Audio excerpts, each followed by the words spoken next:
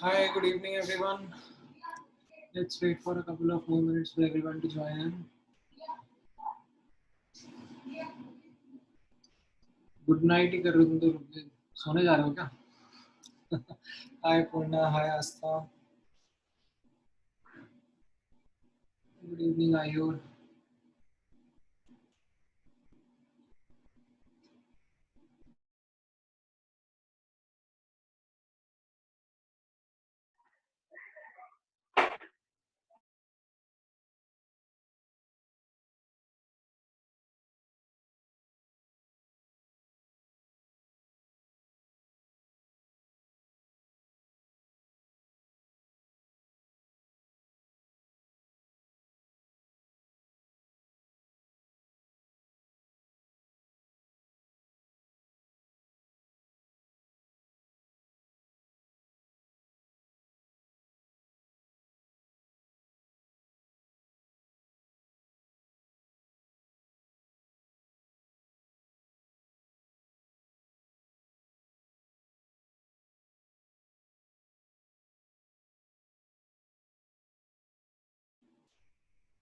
Alright, so last class में हम लोगों ने आई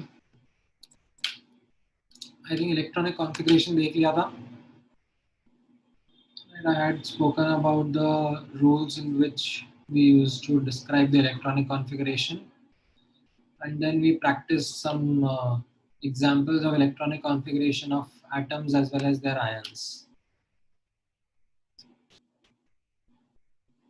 Right. ठीक है, फिर इसके ऊपर होमवर्क नहीं दिया था मैंने आपको. मैं आपको आज होमवर्क दूंगा which will be based on the configuration related questions. Last में हाँ हम लोग एक्सेप्शंस के बारे में बात कर रहे थे. ठीक है, तो let's pick up our discussion from this itself. Right.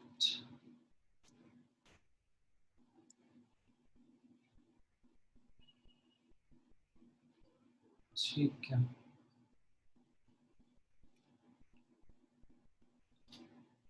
So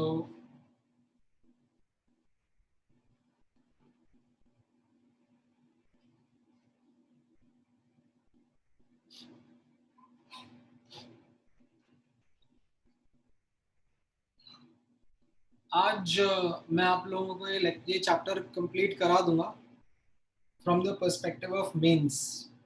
ठीक है, एडवांस के पर्सपेक्टिव से थोड़ा सा और इंफॉर्मेशन लगेगा which I would take in a couple of classes next week as well. ठीक है. अच्छा, इन द मीन टाइम आप लोगों ने आई होप मूल कंसेप्ट की प्रैक्टिस नहीं छूट गई हो. ठीक है, मैं एक असाइनमेंट भेज दूंगा मूल कंसेप्ट का for you guys to practice in parallel. ठीक है. ऑलराइट, सो आज का डिस्कशन शुरू करते हैं. I think most of the students have joined in अभी तक. So last class में as we were discussing about the electronic configuration part,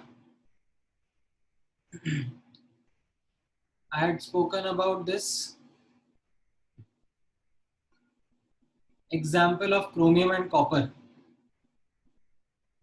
ठीक है. And based on that, क्या पूछ रहे हो प्रथमेश? टेस्ट? कौन सा टेस्ट? आप लोगों का कोई टेस्ट है?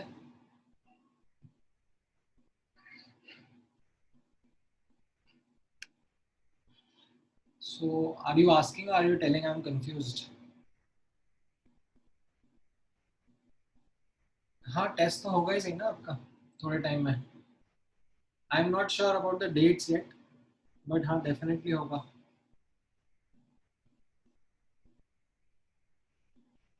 ठीक है. All right. So as I said in the last class that when we are going to talk about this exceptional electronic configuration के examples, it is important for you to understand that you are not going to be asked to predict such exceptions in electronic configurations. All you need to do is remember the important ones that I'm going to highlight. So in front of you in last class, I highlighted these two examples of chromium and copper and talked about what the configuration should be as per the rules and what is the actual configuration that is found. In case of copper also, we did the same. Now, similar to this, there are other examples also in which we have found that configuration does not exactly match what these rules set out to be. There are some deviations, there are some minor changes that happen. Now, what is the explanation that goes behind these exceptional configurations?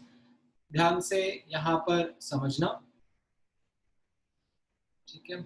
So let me first write it down, then I'll also help you understand this in more detail. Commonly, such exceptions are attributed to extra stability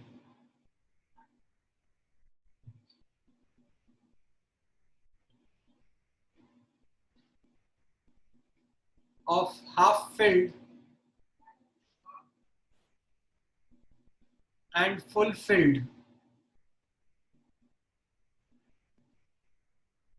subshells.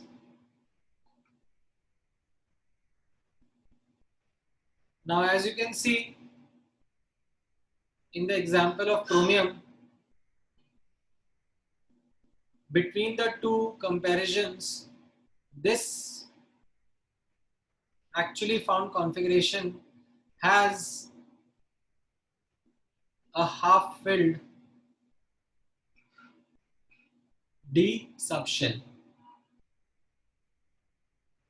Instead of partially filled D subshell in copper, what we find is that there is a fully filled subshell of D. Now, as I said, that similar to these, there are other exceptions also, jahan par this kind of behavior or this kind of pattern is noticed. And an explanation that comes with the extra stability of these half-filled and full-filled subshells is in the following manner. So यहाँ पे आप observe करना. The first reason that is given is symmetrical distribution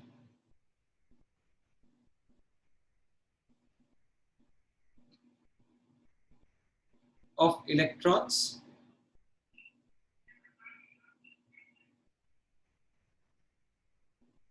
The second reason that is given is exchange energy. These are two important attributes that are highlighted. Now, if you remember when I talked about the explanation in NCERT,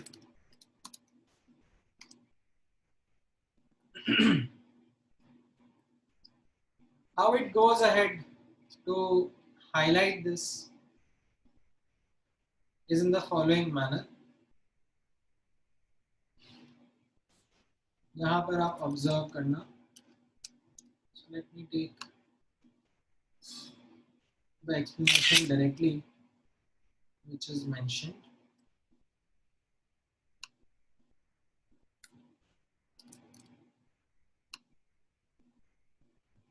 Instead, let me directly pick up the words right there from NCERT only. So the first reason that I spoke about is that symmetrical distribution of electron. Now, because the orbitals have the same energy in the 3D subshell, right, and all these d orbitals have different spatial orientations.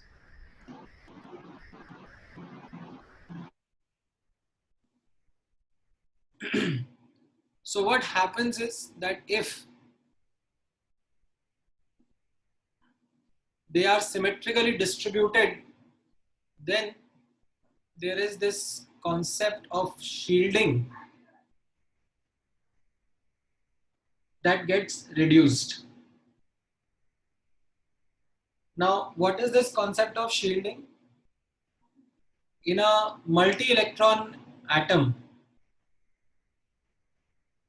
okay, what happens is that you have nucleus at the center, and around the nucleus you have inner electrons. Okay, there are a bunch of inner electrons, and there are valence electrons. Valence electrons, we call them as outer electrons. Now, what happens is that these inner electrons, they kind of screen or shield the nuclear charge.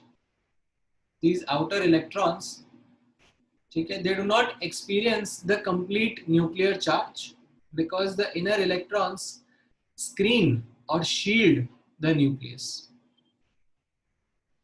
Now, as a result of which, ये जो outer electrons हैं, they will experience lesser than expected attraction from the nucleus, and that is why when we talk about removal of electrons, जब हम लोग last class में discuss कर रहे थे cations को फॉर्म करना है, तो we say that the outer electrons are removed first.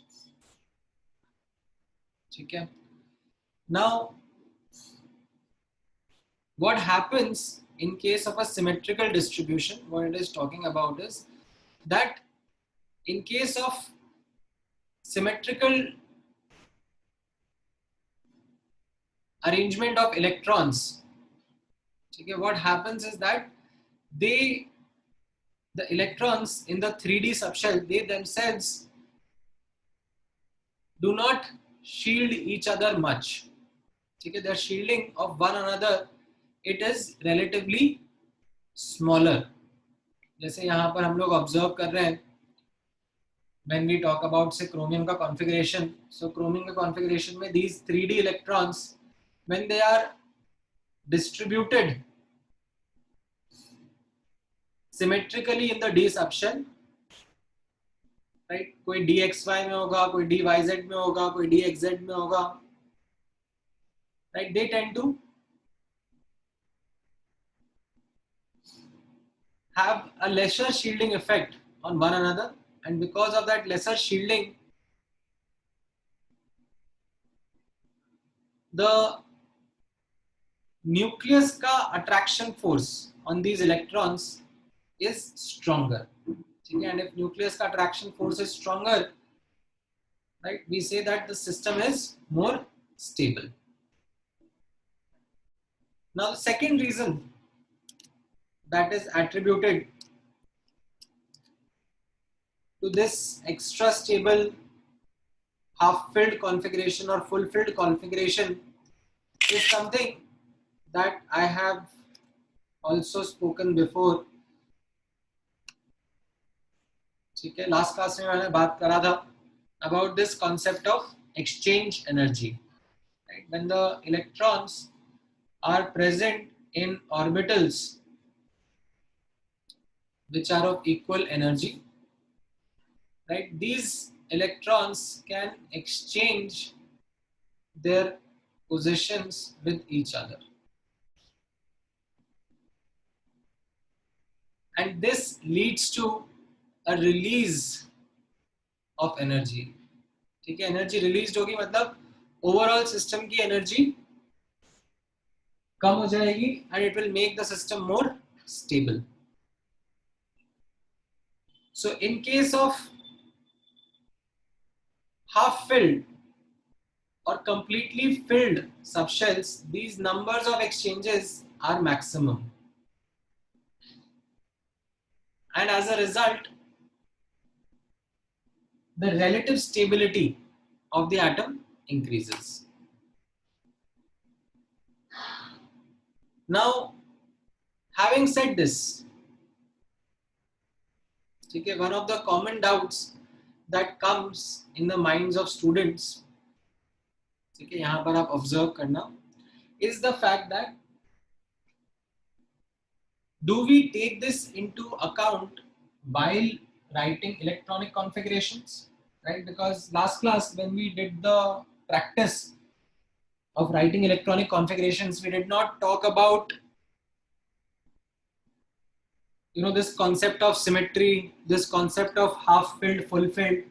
But if this is an important factor, then we should also take that into account while writing the configurations.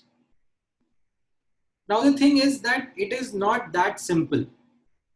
It is not that easy of a factor to be captured beforehand and then incorporated in the rules.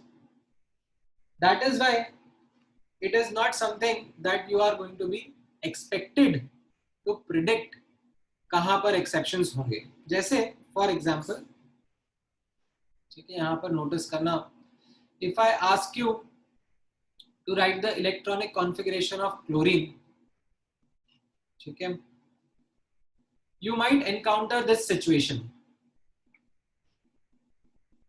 ठीक है, when you are going to fill these 17 electrons of chlorine, right? 1, 2, 3, 4, 5. Just a second. 6, 7, 8, 9, 10, 11, 12, 13, 14, 15, 16, 17. Right? So you might say कि अरे यहाँ पर P subshell को fulfil करना है, उसके लिए एक ही इलेक्ट्रॉन चाहिए. तो similar to how we did in chromium, let's not fill electron in the 3s, rather fill the electron in 3p. Right? And then provide the same set of reasons that we spoke about just above and justify this as the correct configuration. Now understand, this is not the correct configuration of chlorine. The configuration that is found is this only as per the rules. Now why is it that यहाँ पर electron jump नहीं करा, as in it is not there in 3s, sorry, it is there in 3s but not in 3p? Because of the fact that what exists is the most stable configuration corresponding to the least energy. Now if you are going to take an electron from 3s to 3p, ठीक है, तो आप क्या कर रहे हो, आप energy को इंक्रीज कर रहे हो. ठीक है, आपने 3s से 3p में इलेक्ट्रॉन को पुश करा, ठीक है, आपने एनर्जी इंक्रीज कर दिया. Now what it resulted in was increased number of exchanges.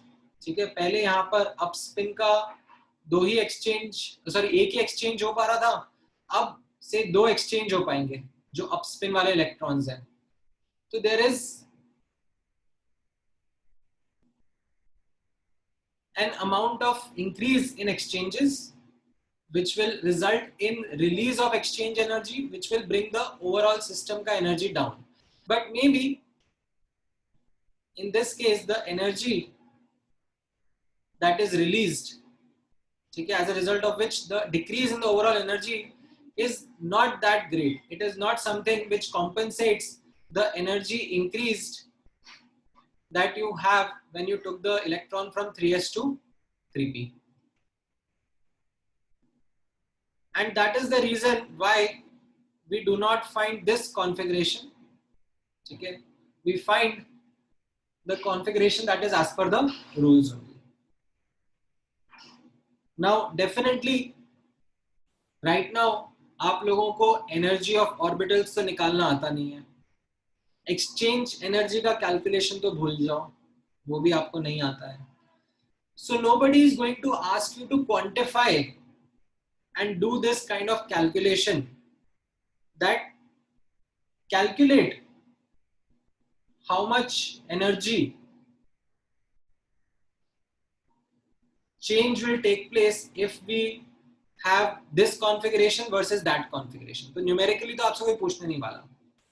All I'm saying is, all I'm justifying is that in many cases we do not find such jumps happening, we do not find such exceptions happening, because maybe the increased exchanges that would be happening would have not compensated enough for the increase in the energy of taking the electron from a lower energy orbital to a higher energy orbital.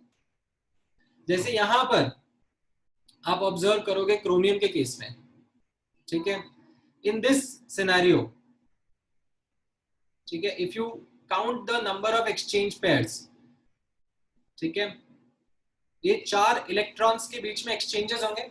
So if you do the counting of number of exchange pairs, you will find 3 plus 2 plus 1, 6 exchanges or 6 exchange pairs that are possible.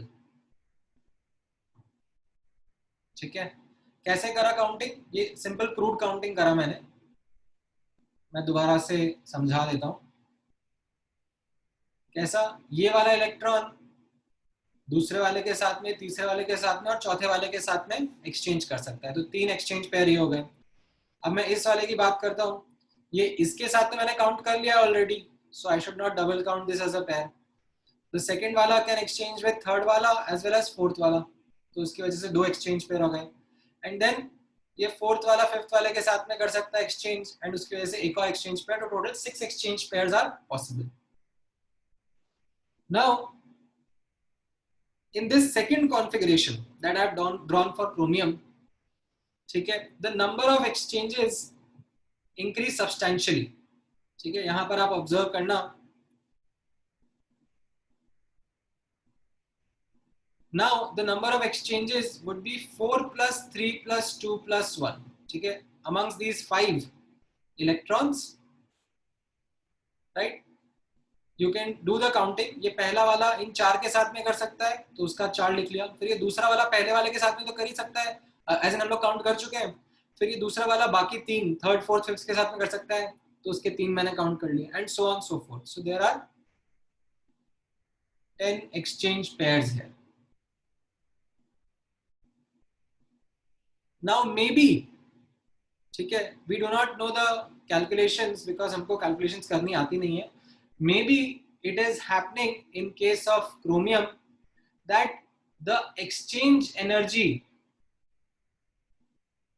because of the greater increase in number of exchange pairs, the overall exchange energy compensates for the increase in energy of electron going from 4s to 3d.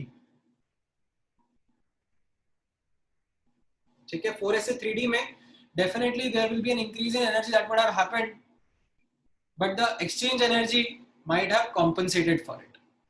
So as a net result, in case of chromium, we find or we see this is the configuration that is existing. This is what explains the experimental properties associated with chromium also. ठीक है, now अब आप समझना, this is something that I exactly said, that we don't know how to do these calculations, and that is the reason you are not going to be asked to predict कहां पर exception आएगा. ठीक है, तो अपने मन से आप एक्सेप्शंस कहीं पे भी मत डाल देना. आपको ऐसा लगे कि अरे एक इलेक्ट्रॉन को इधर से उधर शिफ्ट करने में we are seeing that number of exchanges बढ़ रहे हैं, तो may be why not that configuration. The answer is no. You are not the one who knows और works with the energy calculations. ठीक है. Now apart from chromium and copper, there are a couple of more, in fact there are many more. ठीक है, अगर आप total count करो F block मिलाकर, F block में तो बहुत सारे एक्सेप्शंस मिलेंगे. ठीक है, जैसे जैसे आप हायर एटॉमिक नंबर की तरफ जाते जाते हो तो एक्सेप्शंस का प्रपोर्शन और एक्सेप्शंस का काउंट बढ़ता जाता है. But with in D block only, ठीक है, you will find a good number of exceptions. F block में काफी सारे. ठीक है, एफ ब्लॉक के ऊपर हम लोग इतना फोकस नहीं करेंगे. So what I will write here is a few notable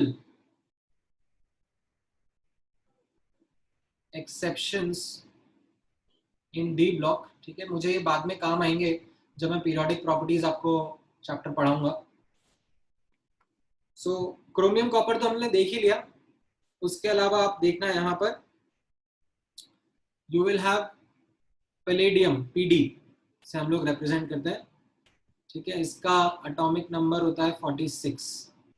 ठीक है, इसका जब आप कॉन्फ़िगरेशन लिखोगे तो वो क्रिप्टन के आगे आएगा.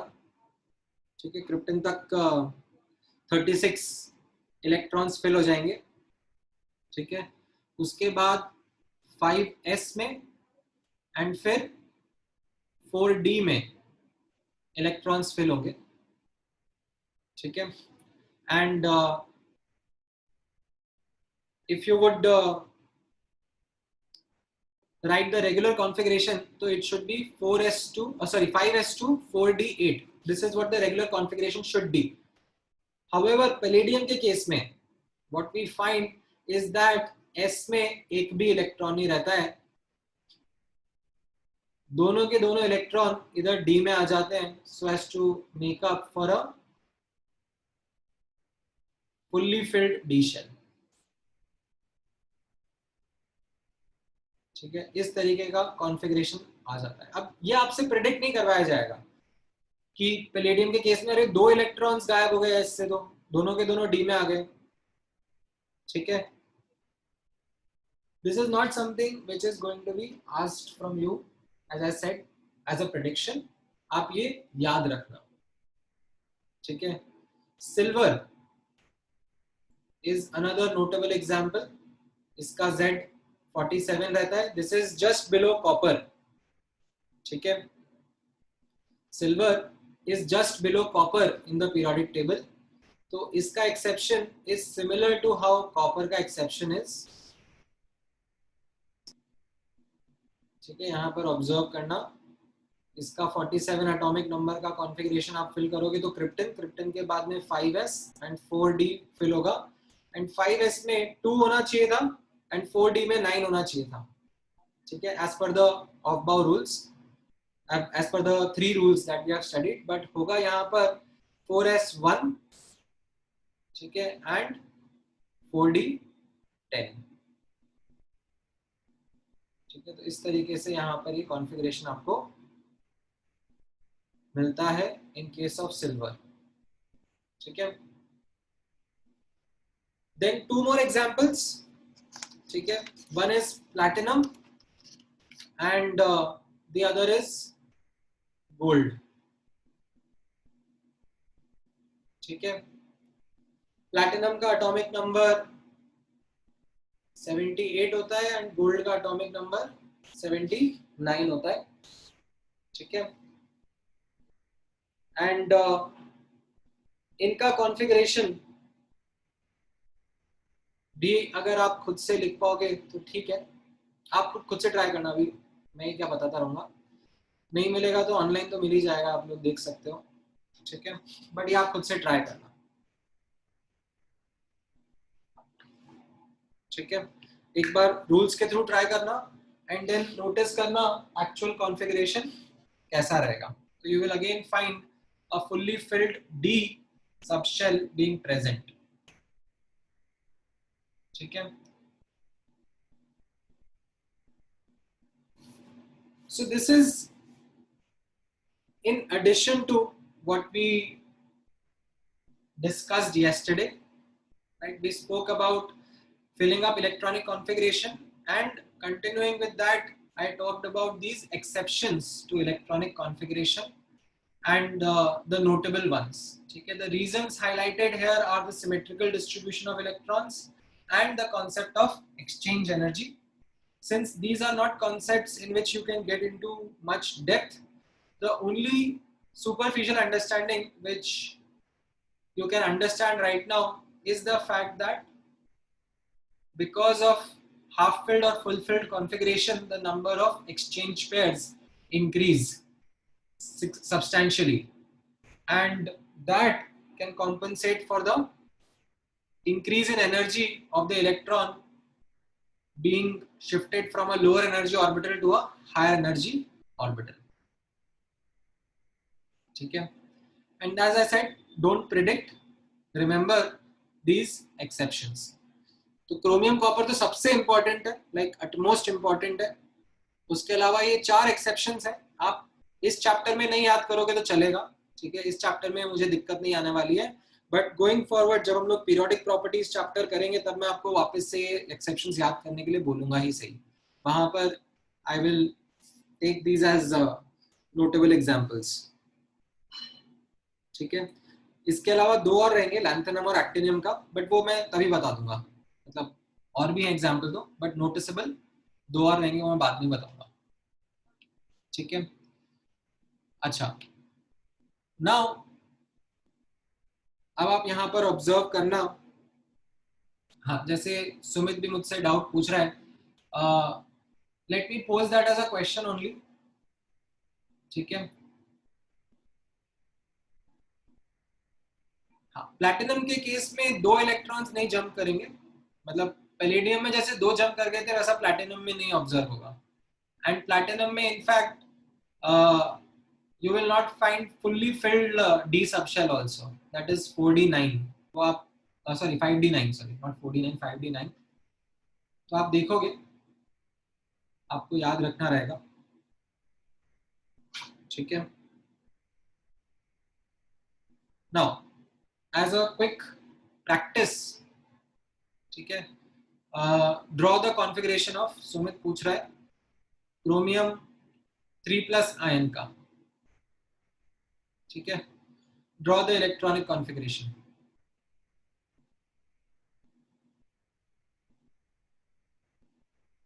What will be the configuration of chromium 3+ ion?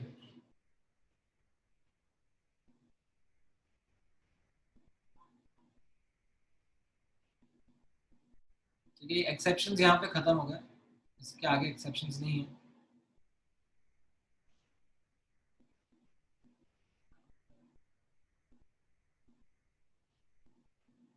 नहीं, आर्यन एफ में भी आते हैं एक्सेप्शन,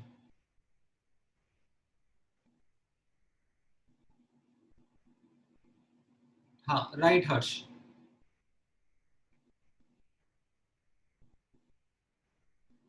नहीं रॉन्ग एलिना, आपने वही गलती करी जो मैंने आपको लास्ट क्लास में नहीं करने के लिए बोला था। क्रोमियम 3+ आयन का पूछ रहा हूँ प्रथमेश मैं, हाँ राइट सुबोध, राइट सुमित, हाँ सानिका का भी सही है, पूर्णा का भी सही है, राइट श्रेयस का भी सही है,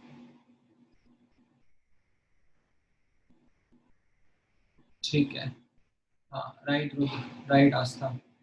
सो इसमें अलीना आपने क्या करा, ये लास्ट क्लास में मैंने बोला था ना, ये चीज नहीं करनी है, ये चीज आप मिस आउट कर गए while writing the configuration of cation, ठीक है, You write the configuration of atom first and then remove electrons. ठीक है, don't do this thing that you first remove the electron and then started filling in, वो गड़बड़ हो जाएगा. ठीक है, so chromium as an atom का configuration मैंने आपको पढ़ाया. आर्गन 4s1 3d5 होता है. ठीक है, ये क्रोमियम एज एन एटम का कॉन्फ़िगरेशन है. अब आपको इसमें से 3 इलेक्ट्रॉन्स रिमूव करने हैं, राइट. सो आपने ये एक रिमूव करा, सबसे पहले 4s में से रिमूव होगा और उसके बाद d में से 2 इलेक्ट्रॉन्स रिमूव कर दो. ठीक है, so this will be your answer of chromium 3+ का कॉन्फ़िगरेशन. ठीक है,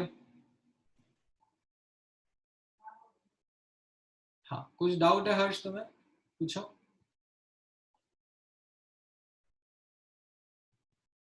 हेलो सर. हाँ,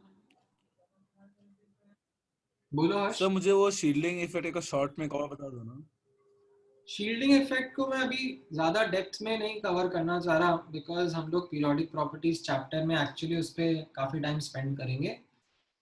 सी what happens in case of multi electron atoms ना. ठीक है, there is nucleus and nucleus के अराउंड बहुत सारे इलेक्ट्रॉन्स रहते हैं. ठीक है, अब जो आउटर इलेक्ट्रॉन्स होते हैं, ठीक है, these outer electrons they do not experience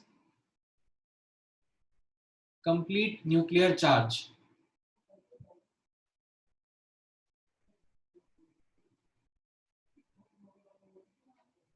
Why?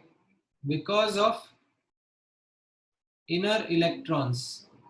ठीक है, these inner electrons they shield the nucleus. Inner electrons they shield, or you can say screen the nucleus. Now as a result, what would happen? The stability of the atom, it kind of reduces, it decreases. Why? Because ये जो outer electron था, ये जितना attract हो सकता था, attraction होने से क्या होगा, स्टेबिलिटी बढ़ जाएगी ना. ये जितना अट्रैक्ट हो सकता था बाय द न्यूक्लियस, ठीक है, उतना अट्रैक्शन फोर्स से एक्सपीरियंस नहीं करेगा, बिकॉज बीच में यहाँ पर और इलेक्ट्रॉन्स प्रेजेंट है. ठीक है, so what happens is that in case of this kind of a shielding configuration, ठीक है, जो 3D के इलेक्ट्रॉन्स हैं आपस में, ठीक है, यहां पर कैसा रहेगा, 1s 2s 3s 1s 2s 2p 3s 3p and third shell के अंदर 3D. ठीक है, आउटर मोस्ट इलेक्ट्रॉन तो 4s का होगा, फोर्थ शेल का, बट जो 3D इलेक्ट्रॉन्स हैं, ठीक है, आपस में वो एक दूसरे को कम शील्ड करेंगे. ठीक है, यहां पर डेफिनेटली ये वन अनदर वर्ड भी कैच है. ठीक है, आपस में जो 3D के इलेक्ट्रॉन्स हैं वो एक दूसरे को कम शील्ड करेंगे because of their symmetrical distribution. ठीक है, तो उसकी वजह से वो जो 3D इलेक्ट्रॉन्स हैं they will experience better attraction from the nucleus which will make the system more stable. ठीक है,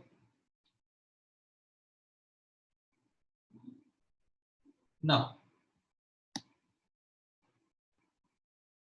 coming back to another important result. ठीक है, आप लोगों को अब इलेक्ट्रॉनिक कॉन्फ़िगरेशन आ गया है एंड इलेक्ट्रॉनिक कॉन्फ़िगरेशन के बेसिस पर you can also identify the number of unpaired electrons also. ठीक है, जैसे यहाँ पर आप नोटिस करना, if I asked you about number of unpaired electrons, तो यहाँ पर आपका आंसर रहेगा 3. ठीक है, आर्गन के अंदर, आर्गन वाले कॉन्फ़िगरेशन के अंदर जितने भी रहेंगे वो सब पेयर्ड अप रहेंगे. ठीक है, नाउ अब ऑब्जर्व करना that why I have been stressing on this number of unpaired electrons since last class. ठीक है, जब भी कॉन्फ़िगरेशन मैं आपको करवा रहा हूँ, एटम का पूछ रहा हूँ, आयन का पूछ रहा हूँ, मैं बार बार साथ में नंबर ऑफ अनपेयर्ड इलेक्ट्रॉन्स का भी प्रैक्टिस करवा रहा हूँ. सो let's understand why I am focusing on it with the heading called magnetic properties. ठीक है, so आप लोगों को मैग्नेटिज्म एज अ प्रॉपर्टी तो पता ही है, ठीक है। उसका जो अंडरलाइंग रीजन होता है वो मैं आप लोगों के साथ में डिस्कस कर लेता हूँ, ठीक है। So there are these carefully drafted statements which I wanted to use. So let me put the heading first.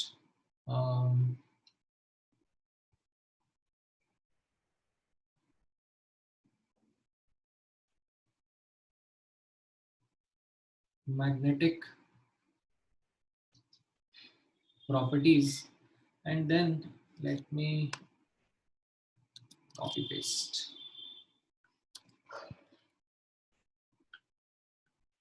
All right.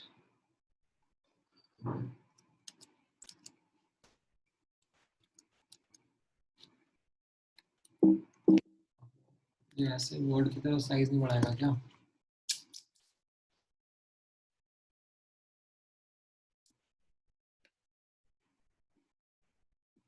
ठीक है. Let me increase the size manually, although I did not want to.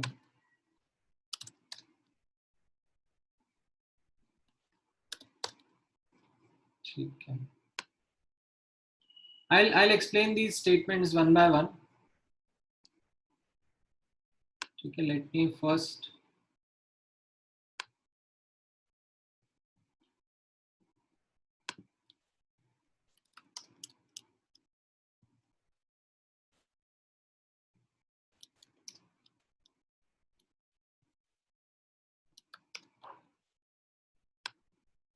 talk about this.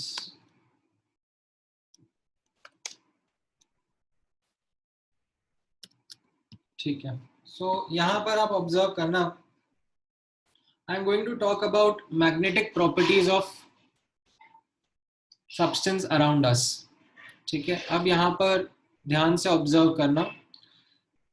Your understanding of magnetism, ठीक है, right now is based on observable, measurable objects around you. ठीक है. जैसे for example, you know that iron and its ores are magnetic in nature. ठीक है. There are these permanent magnets that we find, whereas some substances around us are non-magnetic. They don't show magnetic behavior. Now, what is responsible for the magnetic properties of substances? If you go to the very bottom of it, the answer is subatomic particles. Okay? And in those subatomic particles, primarily electrons. Okay? Protons and neutrons. So nucleus as a whole also has a contribution, but we say it is 1,000 times weaker, around 1,000 times weaker than the magnetic field or the magnetic properties because of electrons. So in this particular section today, I am going to talk about the magnetic properties at an atomic level. ठीक है. So यहाँ पर पहले statement से start करते हैं. ठीक है. Notice the first statement itself. All atoms have inherent sources of magnetism. ठीक है. All atoms. न्यूक्लियस की वजह से भी होता है. ठीक है. न्यूक्लियस के अंदर जो प्रोटॉन्स हैं, न्यूट्रॉन्स हैं, उनकी वजह से भी होता है. But primarily it is the electron which is responsible for magnetic behavior. ठीक है. Now, why is the electron responsible for magnetic behavior? तो आप लोगों ने डेफिनेटली जूनियर क्लासेस में कभी तो ऐसा ही एक्सपेरिमेंट देखा होगा जिसमें आप ऐसे एक सोलेनॉइड के थ्रू, ठीक है, करंट पास करोगे, राइट, तो it can create magnetic field. ठीक है, इट कैन इंड्यूस मैग्नेट्स का कॉन्सेप्ट आपने पढ़ा होगा. So what we understand is that electricity and magnetism, ठीक है, they are related to each other, and when you know current goes in loops or circles, ठीक है, उसकी वजह से मैग्नेटिक फील्ड जनरेट होता है.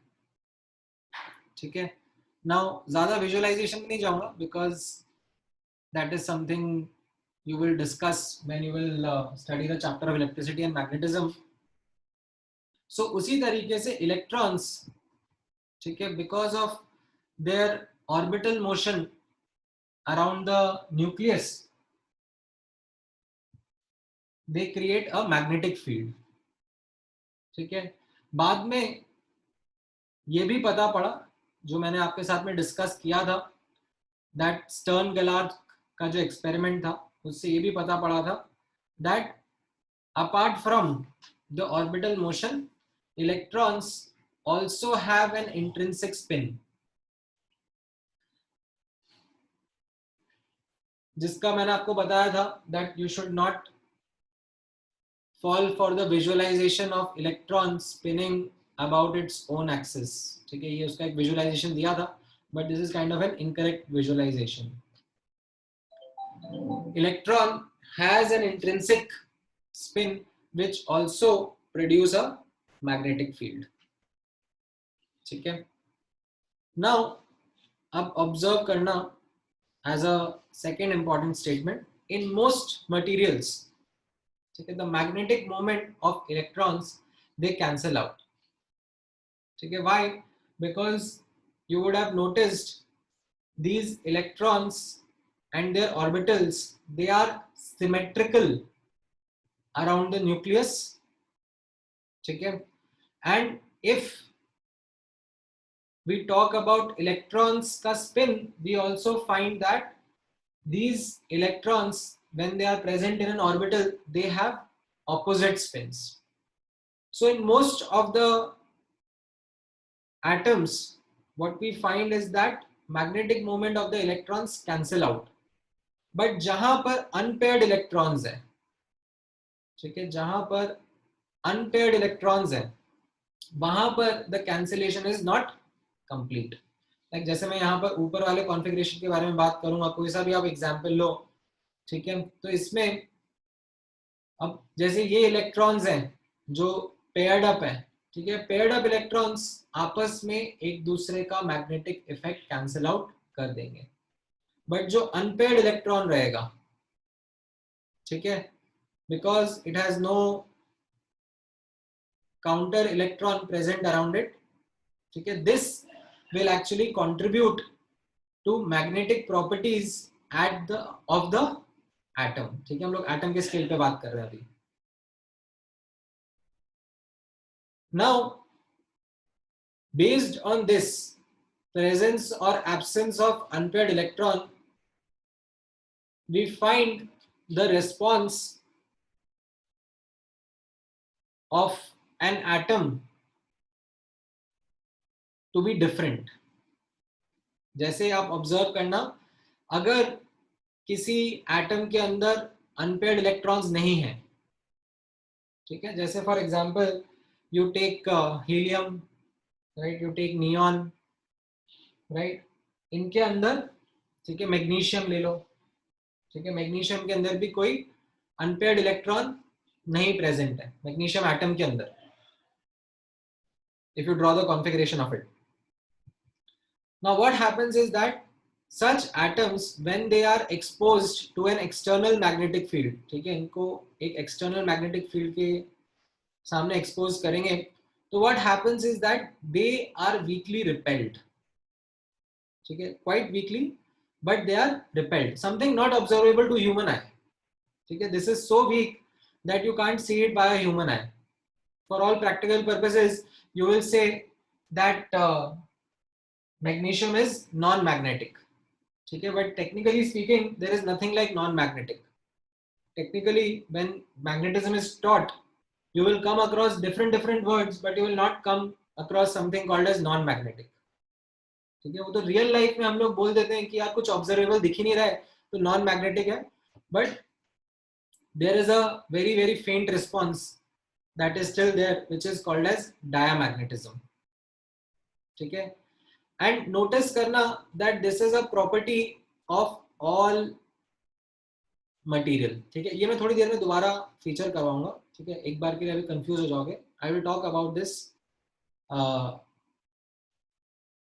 अगेन, ये ऑल मटेरियल वाला कॉन्सेप्ट. बट जहां पर अनपेयर्ड इलेक्ट्रॉन्स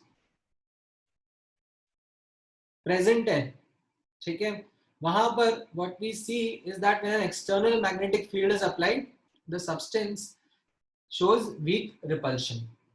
ठीक है, quite weak repulsion.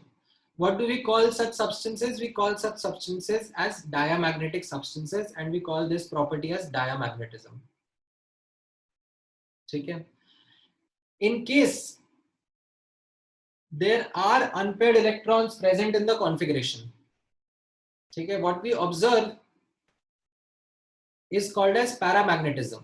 ठीक है, what is paramagnetism? Paramagnetism is still weak, but it is stronger than diamagnetism. ठीक है, it is still weak, quite weak to be observed via naked eye, via lack of sensitive instrument. This is still something which is weak, but stronger than diamagnetism. And what it does is, because of the presence of this unpaired electrons, what we see is that the substance gets attracted towards an externally applied field. We call this paramagnetic behavior. ठीक है, this is something that is an understanding at an atom level. ठीक है, now this is not something which will directly map to your understanding at a larger scale. ठीक है, at a collection of atoms or solids. ठीक है, जैसे for example मैंने यहाँ पर आपको ये एक नीचे नोट करके लिखवाया हुआ है दैट आप क्रोमियम के बारे में ऑब्जर्व करोगे तो क्रोमियम का अगर आप कॉन्फ़िगरेशन देखोगे तो मैंने आपको यहाँ पर ऊपर दिखाया क्रोमियम के कॉन्फ़िगरेशन में 6 अनपेयर्ड इलेक्ट्रॉन है. ठीक है, there are 6 unpaired electrons which is a large number for an atom to have. So the atom is quite magnetic, but the solid, ठीक है, chromium solid as a collection of atoms, that is something which is found to be not showing substantial magnetic behavior.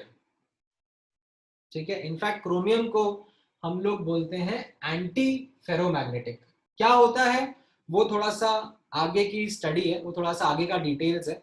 ठीक है, that atomic level पर you understood the concept of magnetism. Now what happens is that when atoms are present as a collection, it may also happen that atoms can together align so as to produce a larger magnetic effect. ठीक है, or it may happen that in atoms the alignment can be random and kind of cancels out. ठीक है, different atoms का alignment cancels out and as a result there is no net observed magnetic effect. ठीक है, so this is something which happens at a solid का level, at a larger scale. This is something that you will be studying when you will be studying solids. ठीक है, but क्योंकि इस chapter में we don't actually want to venture into that detail, so we will restrict ourselves to an understanding at an atomic level only. ठीक है, so ये concept समझ में आया of magnetic properties of matter, and that too we are only understanding at an atomic scale right now.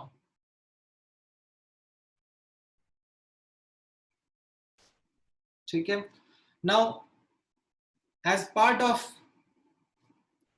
a numerical associated with this, ठीक है, आपसे number of unpaired electron की काउंटिंग करवाई जाती है एंड साथ में sometimes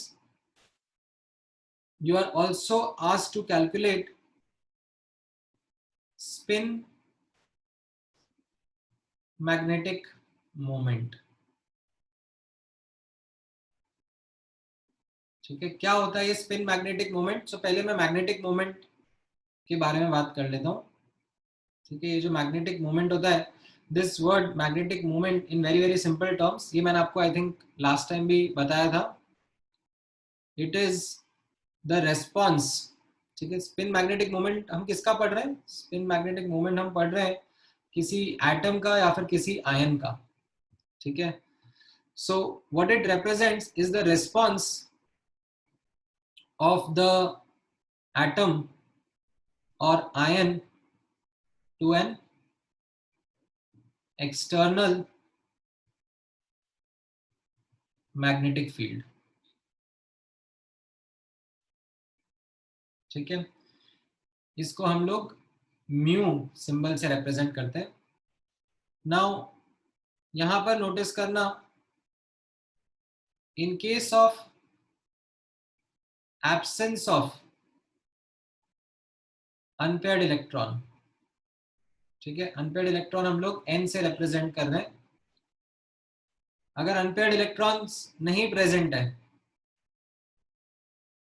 सबके सब इलेक्ट्रॉन्स पेयर्ड अप है, तो क्या हो रहा है? उनकी स्पिन्स कैंसिल आउट कर रही हैं। ठीक है, उनकी स्पिन कैंसिल आउट कर रही हैं, तो मैग्नेटिक मोमेंट जो रहेगा, स्पिन मैग्नेटिक मोमेंट रहेगा, वो जीरो रहेगा। ठीक है, and in case of presence of unpaired electron, ठीक है, when n is not equal to 0, n is 1 2 or anything higher than that, remember the formula। ठीक है, डायरेक्टली फॉर्मूला लिखवा रहा हूं मैं। this spin magnetic moment is root n into n plus 2, where n is the number of unpaired electrons in the units of bm. Bm is the unit of this magnetic moment called as Bohr magneton। ठीक है, आपको conversion भी मिल जाएगा इसका, if you look for it, but अभी relevant नहीं है इसलिए मैं बता नहीं रहा हूँ। एसआई यूनिट्स में भी आप इसका इंटर कन्वर्जन देख सकते हो, बट अभी के लिए you will have to remember this result, that how we calculate the spin magnetic moment। ठीक है, it is root n into n plus 2 bm। bm is the unit। ठीक है, this is the, मैं यहाँ पर मेंशन कर देता हूँ, unit of magnetic moment।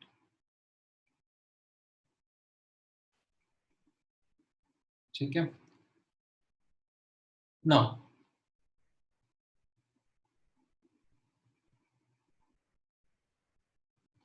अच्छा, अब यहाँ पर क्या डाउट है तुम्हारा? एक सेकेंड, लेट मी। सत्या क्या पूछ रहे हो? In the above example it will be paired, right? Which example are you talking about, Satya?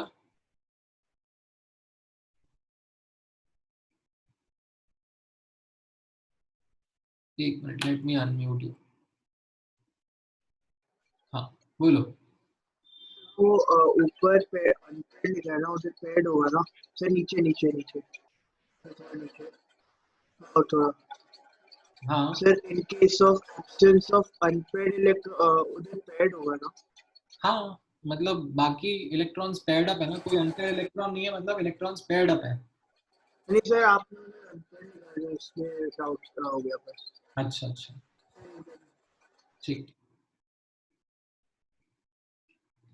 Then एक और किसका क्या डाउट आया? नहीं, मैग्नेटिक मोमेंट, आज था magnetic moment is not just for atom. ठीक है, magnetic moment is defined for any object. ठीक है, इट इज द ऑब्जेक्ट का response to an externally applied magnetic field.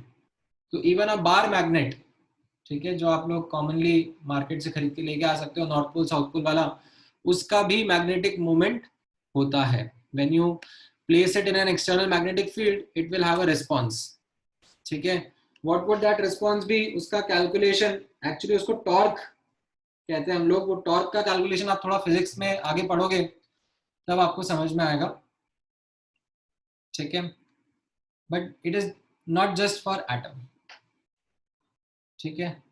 Then Yash क्या पूछ रहे हो, which physical quantity is magnetic moment? Physical quantity as N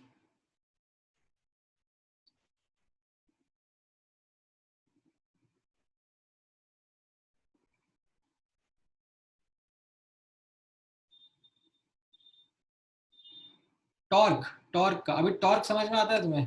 rotational motion का थोड़ा idea है तुम्हें? अभी नहीं है तो थोड़े टाइम बाद आ जाएगा जब आप रोटेशनल मोशन पढ़ोगे। ठीक है, all right. So now when you are going to solve certain questions, तो इसमें आपको, ठीक है, आप बुकलेट में सॉल्व करोगे तो आपको ये क्वेश्चंस बार बार देखने को मिलेंगे जिसमें आपसे मैग्नेटिक मोमेंट भी पूछा जाएगा। So let me take one और two questions. Determine magnetic moment of cobalt 3+ आयन। ठीक है, समटाइम्स इसको ऐसे भी रिप्रेजेंट कर देते हैं, कोबाल्ट, कोबाल्ट के आगे ब्रैकेट में ऐसे 3 लिख देंगे। ठीक है, दिस मीन्स 3+ आयन। ठीक है, इसका मैग्नेटिक मोमेंट निकालना है इन बोर मैग्नेटॉन। फटाफट बताओ क्या आएगा।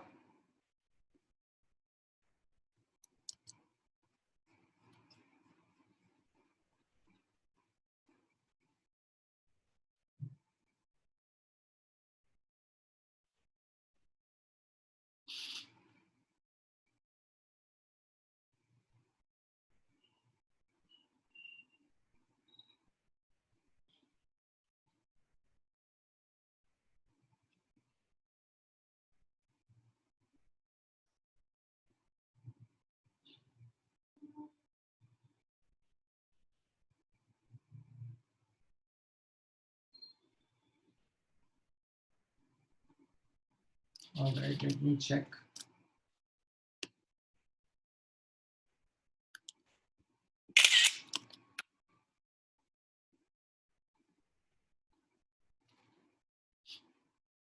अलग अलग आंसर आ रहे हैं कैसे?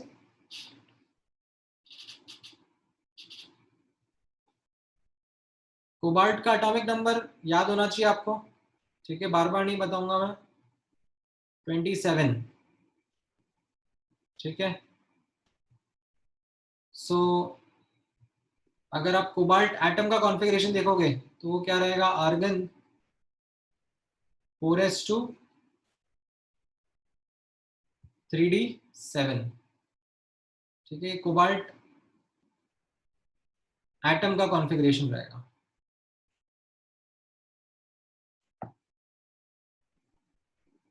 ठीक है, नाउ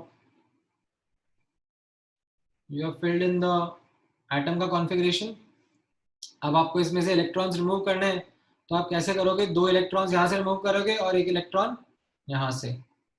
ठीक है, तो ये क्या बन जाएगा, 4s0 3d6। so still how many number of unpaired electrons you have, 4, and as a result magnetic moment is √24 Bohr magneton। ठीक है, समझ में आया, सिंपल ये। ऑल राइट, एक और क्वेश्चन ट्राई करो क्विकली।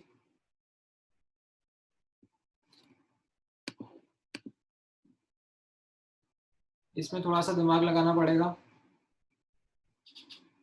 इसमें मैंने आपको मैग्नेटिक मोमेंट दे दिया है और पूछ रहा हूं कि आयन के ऊपर क्या चार्ज होगा। ठीक है, और वेनेडियम एटम। ठीक है, वेनेडियम का एटॉमिक नंबर पता होना चाहिए आपको, नहीं पता है तो इट विल बी 23।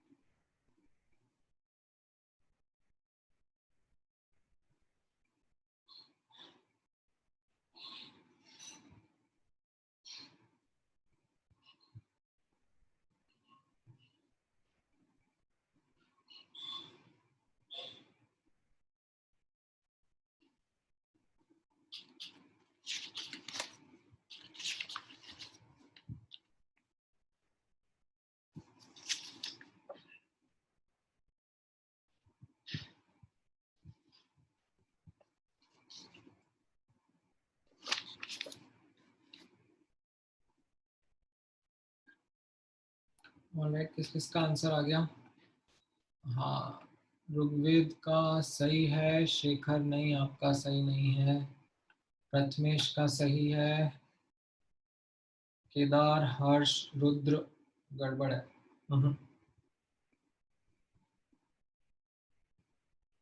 नहीं, तनीषा आपका भी सही नहीं है, मानस आपका भी सही नहीं है,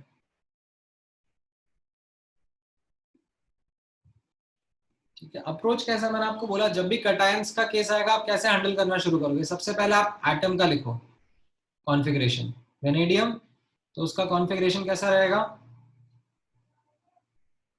आर्गन, फिर 4s2 3d3,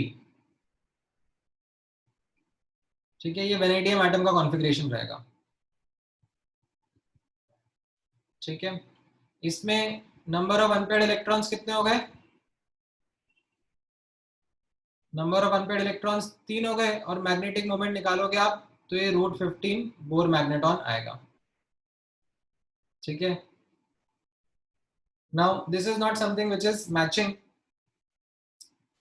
to our option, and definitely ये वेनेडियम एटम का नहीं है। अब आप ऑब्जर्व करना, if I ask you to draw for vanadium plus ion, ठीक है, तो वेनेडियम प्लस आयन का कैसा रहेगा?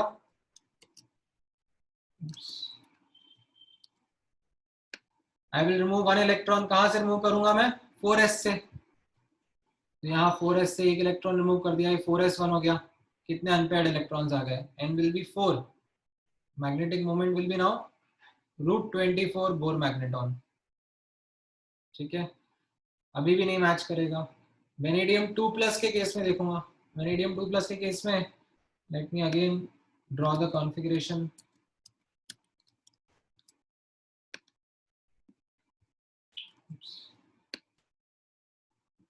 अब इसमें 2 इलेक्ट्रॉन्स रिमूव करने हैं, कहां से करूंगा? दोनों s से रिमूव करूंगा, ठीक है। तो वापस से नंबर ऑफ अनपेयर्ड इलेक्ट्रॉन्स कितना आ गए? 3, मैग्नेटिक मोमेंट आ गया √15 बोर मैग्नेटॉन, ये भी नहीं वर्क कर रहा,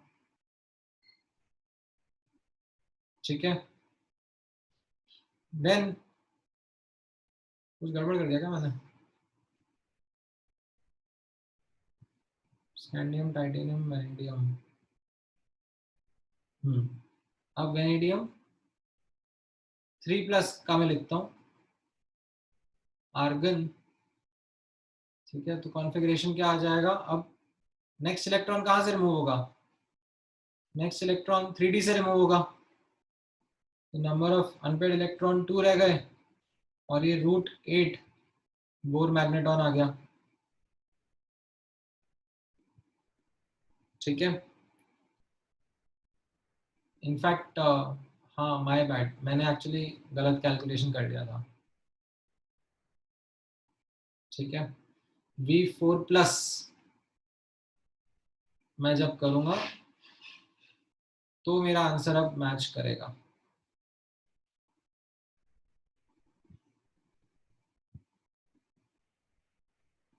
अब इसमें से एक ही अनपेयर्ड इलेक्ट्रॉन बचेगा, and the magnetic moment will be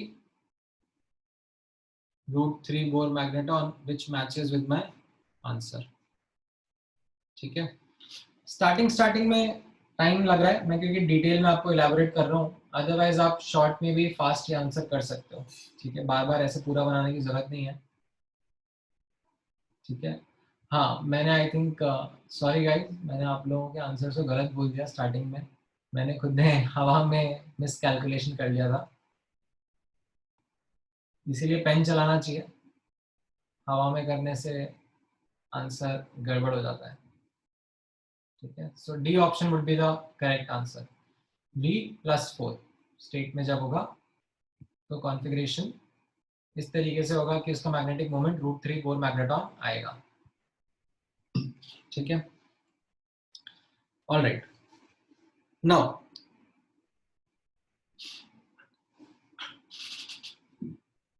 with this we have covered now another important result of quantum mechanical model of atom.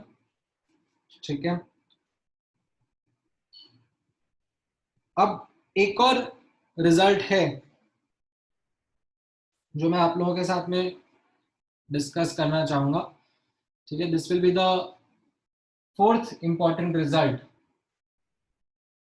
which is actually something in addition to the first result only. First result मैंने आपको क्या बताया था quantum mechanical model में? Visualisation of orbitals. ठीक है, second important result was quantum numbers and third important result was electronic configuration. So for the past 3 lectures हम एक एक रिजल्ट एक एक लेक्चर में देखते जा रहे हैं, डिटेल में समझते जा रहे हैं. ठीक है, इससे रेलेवेंट क्वेश्चंस भी आप लोगों ने प्रैक्टिस करे होंगे. You will find that the questions are quite easy to work with. अब एक और इंपॉर्टेंट रिजल्ट है, ठीक है, the concept of nodes, which right now I will teach or I will talk about in a superficial manner. ठीक है, so as to give you the mains के level का पर्सपेक्टिव. ठीक है, कि मेंस के लेवल के हिसाब से कितना इंफॉर्मेशन जरूरी है वो आप याद रखो. फिर इसकी डिटेल्स क्या होंगी, इसकी डेप्थ में हम कैसे जाएंगे, उसके लिए then I will begin a detailed introduction to quantum mechanical model. ठीक है, तो नेक्स्ट क्लास में मैं आप लोगों को थोड़ा सा हाई फाई कॉन्सेप्ट पढ़ाने वाला हूँ. ठीक है, थोड़ा सा डिफिकल्ट रहेगा बट समथिंग एडवांस के पर्सपेक्टिव से आपको डेफिनेटली पता होना चाहिए. सो अभी मेंस के पर्सपेक्टिव से देख लेना. ये एक और इंपॉर्टेंट रिजल्ट्स है which is called as nodes. And इसमें बिफोर आई स्टार्ट, ठीक है, before I talk about this, यहाँ पर नोड्स का कॉन्सेप्ट है. ठीक है, नोड आर नोड और नोड्स, ठीक है, they are defined for an orbital.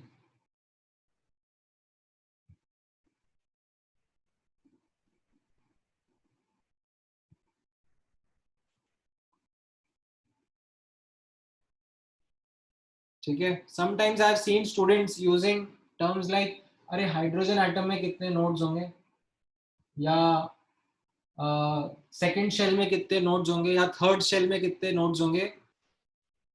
That is an incorrect interpretation. ठीक है, नोड्स का कॉन्सेप्ट जो है वो डिफाइन ऑर्बिटल के लेवल पर हो रहा है. एक ऑर्बिटल के लिए नोड्स डिफाइन होंगे. कल को अगर आपसे कोई पूछ ले कि n इक्वल टू 2 शेल में कितने नोड्स होंगे, तो वो क्वेश्चन ही गलत है. ठीक है, नाउ व्हाट इज नोड, यहां पर आप ऑब्जर्व करना. Nodes are regions. ठीक है, and to be technically correct, they are surfaces.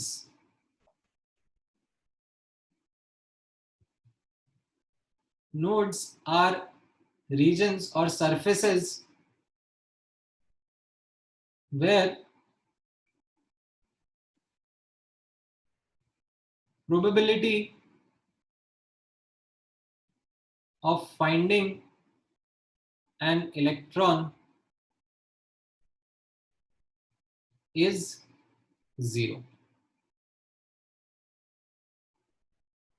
ठीक है, so this is something which is an interesting outcome that came specifically in quantum mechanical model of atom. इसके पहले बोर्स मॉडल या उसके पहले जो भी मॉडल्स थे उसमें ऐसा कोई कॉन्सेप्ट डिस्कस नहीं करा जा रहा था. क्वांटम मैकेनिकल मॉडल में जब इक्वेशंस बनाई जाती हैं, सॉल्व करी जाती है, probability of finding an electron निकाला जाता है, तो साथ में ही एक नेचुरल आउटकम आ जाता है that there are regions around the nucleus, ठीक है, for a given orbital where electron is not likely to be found. Now ध्यान से सुनना, when I'm going to teach you about nodes, when I'm going to help you visualize them or see them,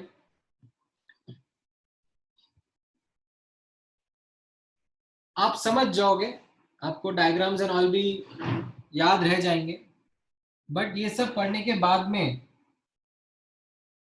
पूरा detail discuss करने के बाद में भी आपके दिमाग में एक क्वेश्चन आएगा that what is the significance, why did we even talk about this.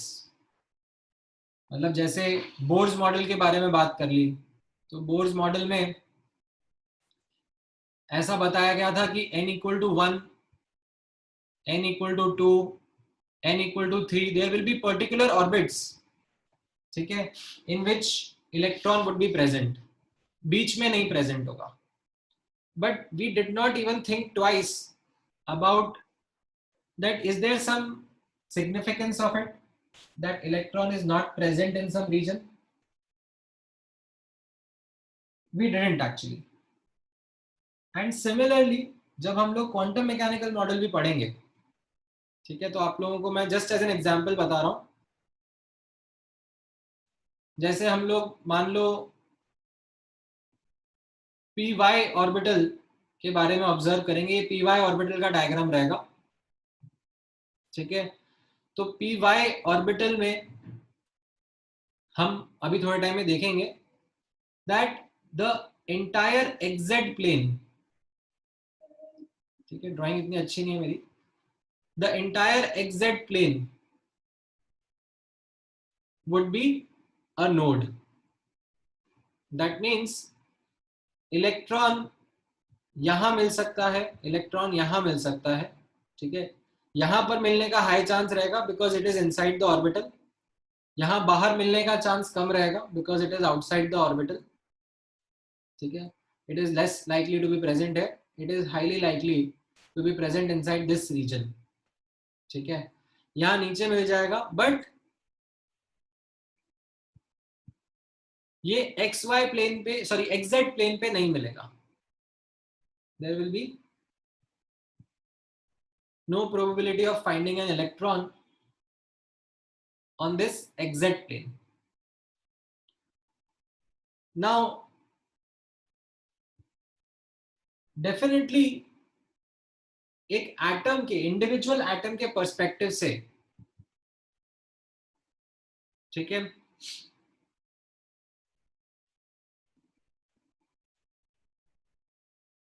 हम लोग इस नोट का इंपॉर्टेंस नहीं समझ पाएंगे, बट ये नोड का concept,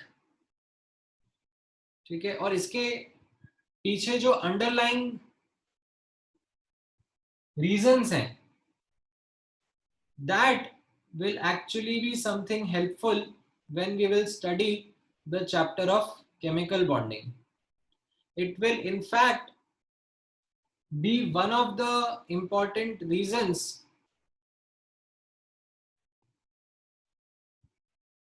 for answering a question that why H2 exists and why we do not find He2. Why does hydrogen form a bond with each other, but why helium and helium we don't find forming a bond, ठीक है. And वो doublet octet वो सब reason भूल जाना, वो सब नहीं करने वाले हम लोग अब थोड़ा वो भी करेंगे, बट जैसे बिल्टअप है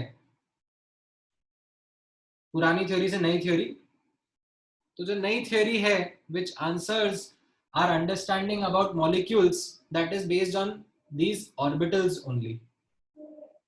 So ये नोड का कॉन्सेप्ट आपको बाद में हेल्प करेगा to understand bond formations, to understand how when atom and atom come close to each other, what kind of overlaps of orbitals happen,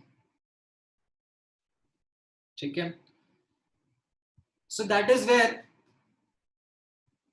as part of syllabus, ठीक है, as part of common syllabus, it was decided that nodes को 11th class के introductory level पर include करा जाए, ठीक है. Otherwise quantum mechanical model is a very very vast subject in itself. मतलब जो स्टूडेंट्स हायर साइंस पढ़ते हैं उनको first year, second year, third year में मतलब क्वांटम मैकेनिकल मॉडल ही पढ़ाते जाते हैं because it is so vast. यहाँ पर when we are there in 11th class, there are some introductory concepts that have been kept, some introductory results have been kept so as to make sure that their connection with some important topics are talked about. ठीक है, तो वैसे ही यहाँ पर this concept of node is something which is going to be important when we are going to discuss bonding. ठीक है, अभी के लिए आपको बस बता दिया जाएगा कि ठीक है, हाँ, नोड्स जैसा कुछ होता है. देयर आर एक्चुअली रीजन्स जहां पर इलेक्ट्रॉन के मिलने की प्रोबेबिलिटी 0 है, बट उसका significance is not something may be you will be quite convinced about कि अच्छा क्यों, क्या बता रहा है ये. अच्छा, नाउ यहां पर ऑब्जर्व करना, ठीक है, एज एन एडिशनल रिजल्ट ही बता रहा हूं मैं आपको.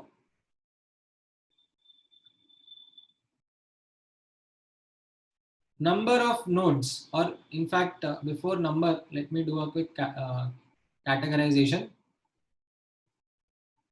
A given orbital can have two types of nodes.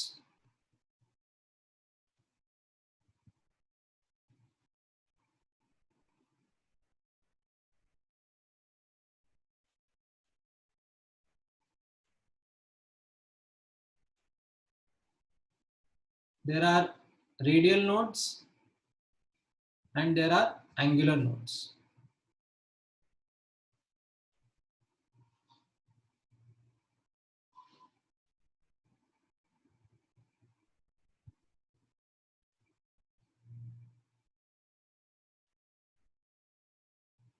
Now,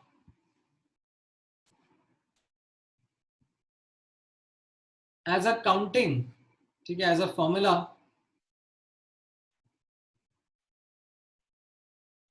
the count of number of nodes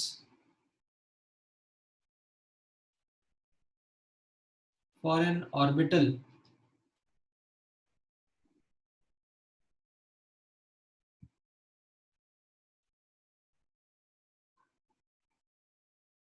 is in the following manner.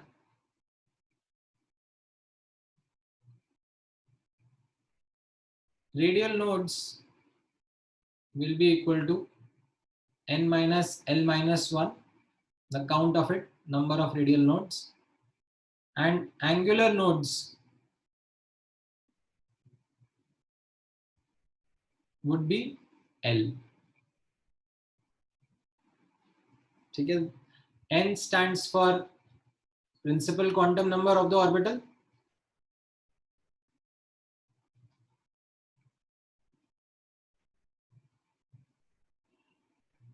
while L stands for angular or azimuthal quantum number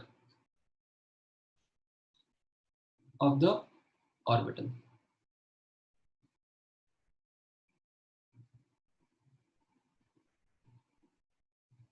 ठीक है, now होता क्या है,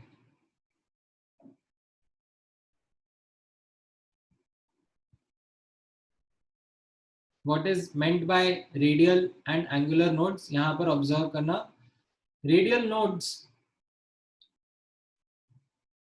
they are or they represent spherical surfaces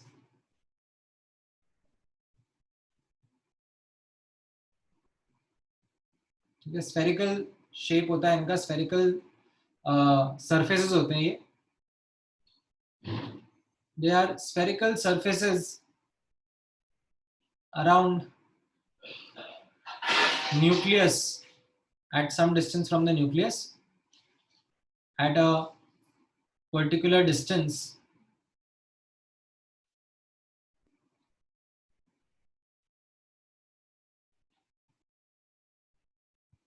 where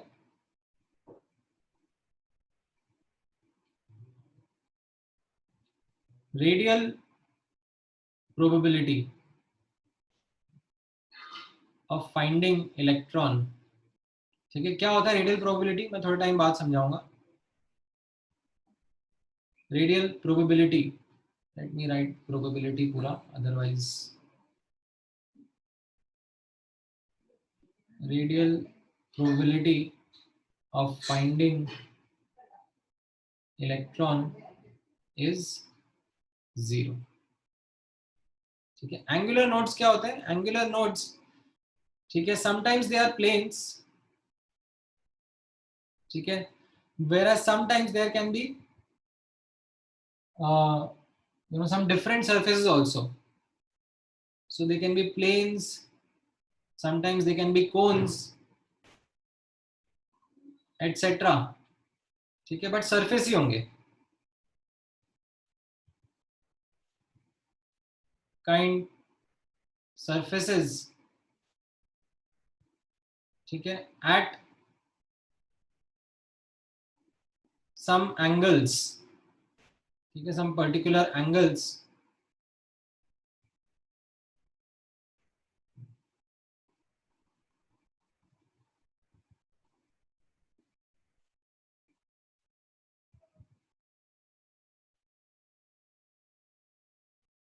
where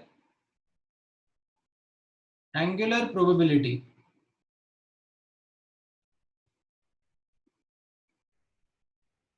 of finding electron is 0.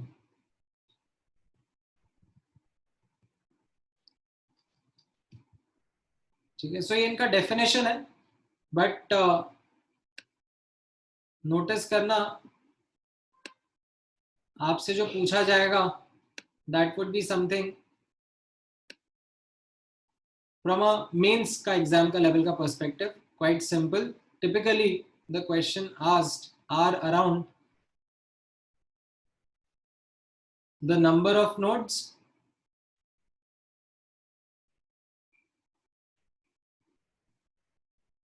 ठीक है, count of nodes for an orbital, जिसमें आपको radial nodes and angular nodes का ये फॉर्मूला यूज करना रहेगा. And definitely if I ask you total nodes कितने हो जाएंगे, the answer will be n minus 1. n minus l minus 1 plus l क्या हो जाएगा? n minus 1. ठीक है, so as a simple practice, if I, ठीक है, यहाँ पर kind of make a table for you, ठीक है, विजुअलाइजेशन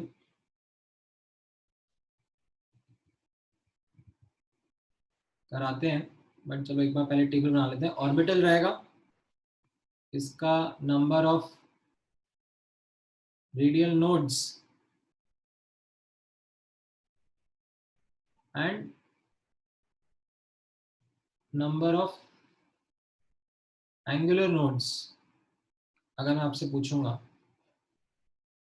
तो क्विकली मुझे आंसर देते जाना.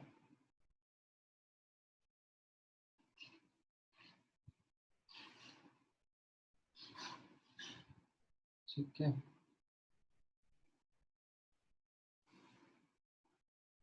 as a quick practice of the values of n and l of an orbital, 1s orbital में कितने रेडियल नोड्स होंगे? 0. कितने एंगुलर नोड्स होंगे? 0. 2s ऑर्बिटल्स में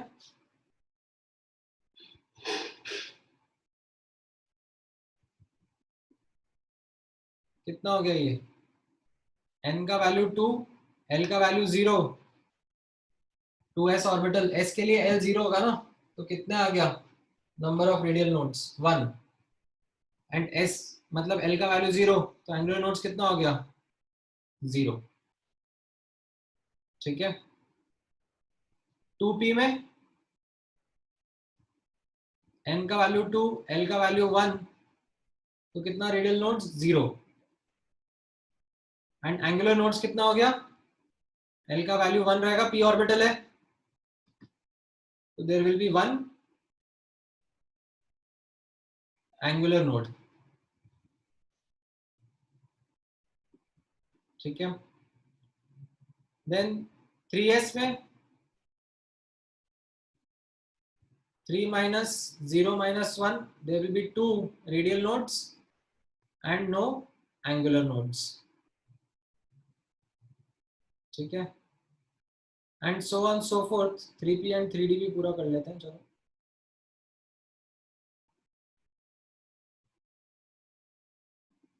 ठीक है, 3p में कितने होंगे,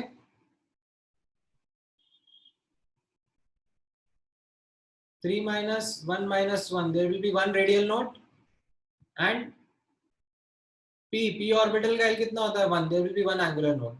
3d में 3 minus 1 minus 1, sorry 3 minus 2 minus 1, L का वैल्यू 2 रहेगा ना d के लिए, तो there will be no radial node and there will be angular nodes कितने हो जाएंगे L, that will be 2।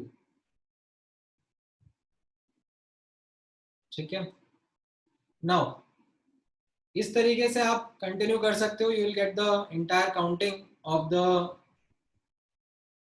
Number of nodes for a given orbital. And जैसे मैंने आपको बताया, avoid one kind of a wrong question that is somehow propagating in some books.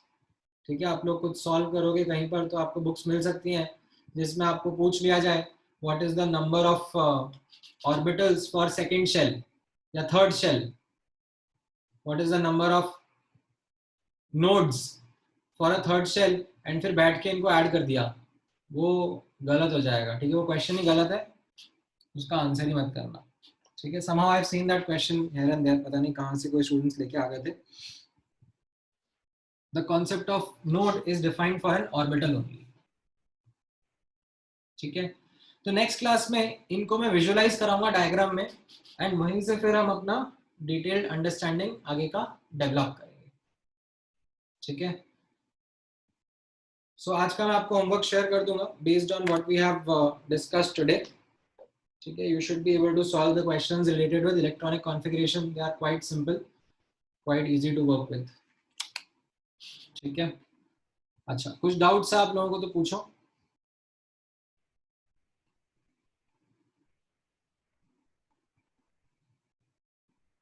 otherwise we'll close the lecture।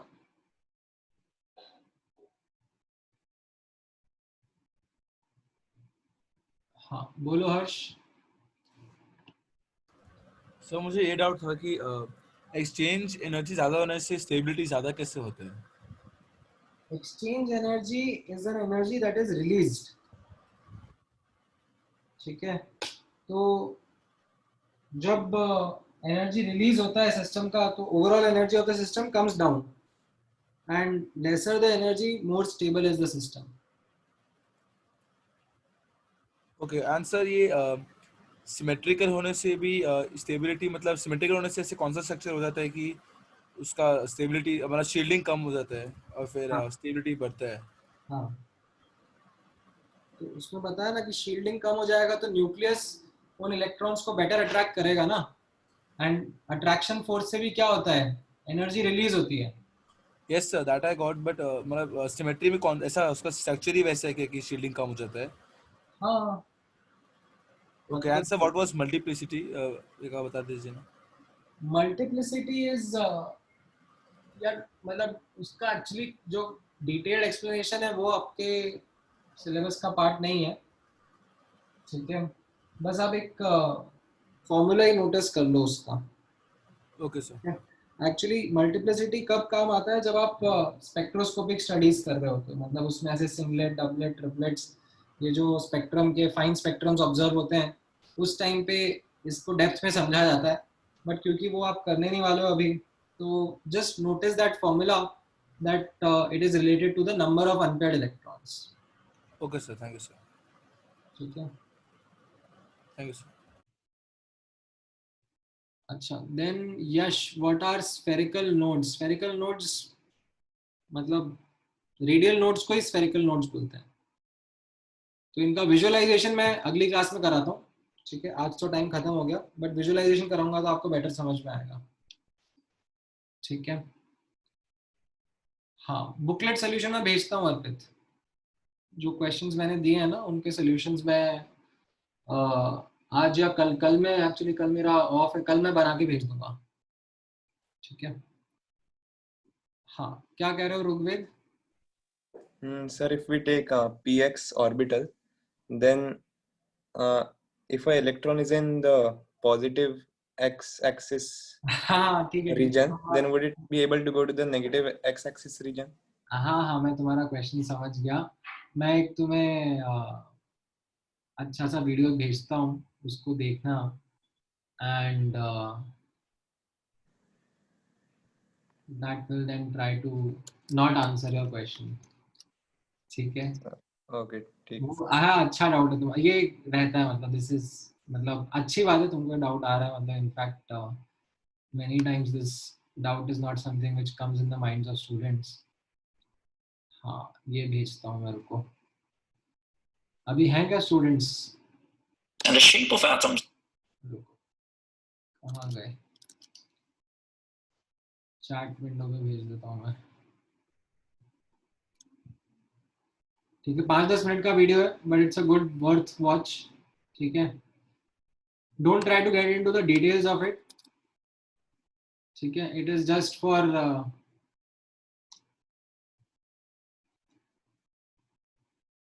Interesting observation. ठीक है, मैंने chat पे भेजा है. इनफैक्ट मैं ग्रुप पे भी भेज देता हूँ.